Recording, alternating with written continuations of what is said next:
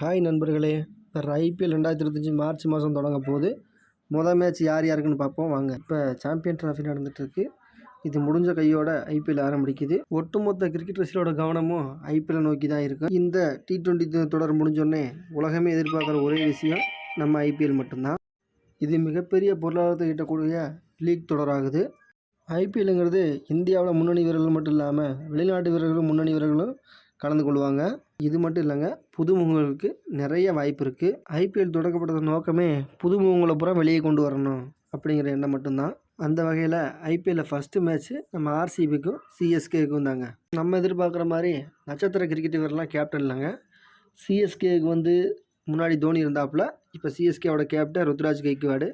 அதே போல் ஆர்சிபிக்கு கேப்டன் விராட் கோலி இருந்தாப்புல, இப்போ ராஜத் பண்டிதர் இருக்காப்புல. ஐபிஎல்லில் மட்டும்தாங்க அனுபவம் கம்மியாக இருந்தாலும் கேப்டன்ஷிப்புக்கான வாய்ப்பு நிறையா இருக்குது.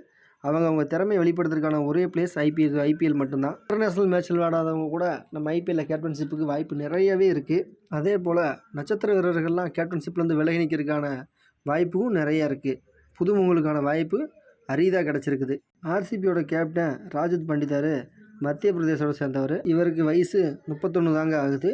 மிகப்பெரிய அணியான ஆர்சிபியில் வெறும் 3 டெஸ்ட்டு, ஒரு ஐடி போட்டி மட்டும்தான் அவர் விளையாண்டுருக்காரு. ராஜத் பண்டிதரை கேப்டனாக போடுறது எல்லாத்துக்குமே ஒரு ஆச்சரியமாக தான் இருக்குது. இருந்தாலும் இந்த ஐபிஎல்லில் ராஜத் பண்டிதர் சிறப்பாக விளையாடுவார்னு எல்லா பேரும் எதிர்பார்க்கப்படுறாங்க. ராஜத் பண்டிதர் இது வரைக்கும் T20யில் ஒரு அறிமுகம் இல்லாத ஒரு புதுமுகம். இதெல்லாம் ஒரு சைடு இருக்கட்டுங்க.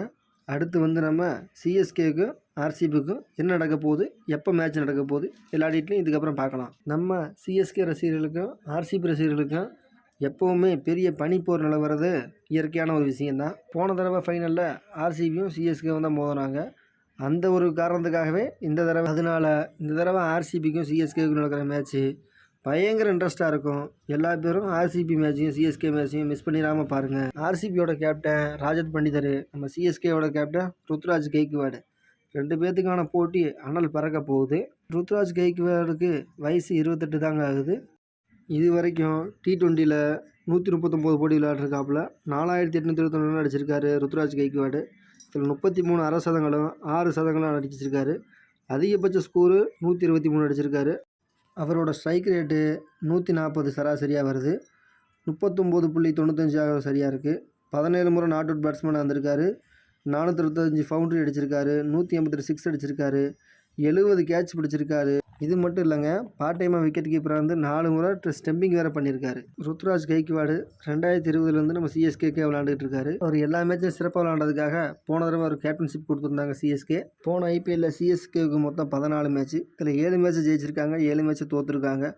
அதனால் நாக் அவுட் சுற்றுக்கு தகுதி இல்லாமல் போயிடுச்சு சிஎஸ்கேவுக்கு. நம்ம ராஜத் பண்டிதர் 71 இன்னிங்ஸ் விளையாண்டுருக்காரு. 2463 ரன் அடிச்சிருக்காரு. அதில் 1 சதம், 24 ஆஃப் சதம் அடிச்சிருக்காரு. அதிகபட்சமாக 112 ரன் அடிச்சிருக்காரு. ஸ்ட்ரைட் ஸ்கோர் பார்த்தீங்கன்னா 158.18, சராசரியாக 38.48, 7 முறை நாட் அவுட் விளையாண்டுருக்காரு. 181 பவுண்டரி அடிச்சிருக்காரு. 143 சிக்ஸ் அடிச்சிருக்காரு. 39 கேட்சும் பிடிச்சிருக்காப்புல. ராஜத் பண்டிதர் 2021 ஐபிஎல்லுக்குள்ளே வந்தார். 2022 அவர் 7 எடுக்க யாருமே இல்லை. அதுக்கப்புறம் லவ்னித் சிசோடியாவுக்கு பதிலாக ஆர்சிபியோட மாற்று வீரராக ராஜத் பண்டிதரை எடுத்தாங்க. அந்த சீசனில் 8 போட்டியில் விளையாண்டார். 333 ரன் அடித்தார். அவரோட ஸ்ட்ரைக் ரேட்டு 152.75 இருந்துச்சு. 2023 எடுத்தாங்க.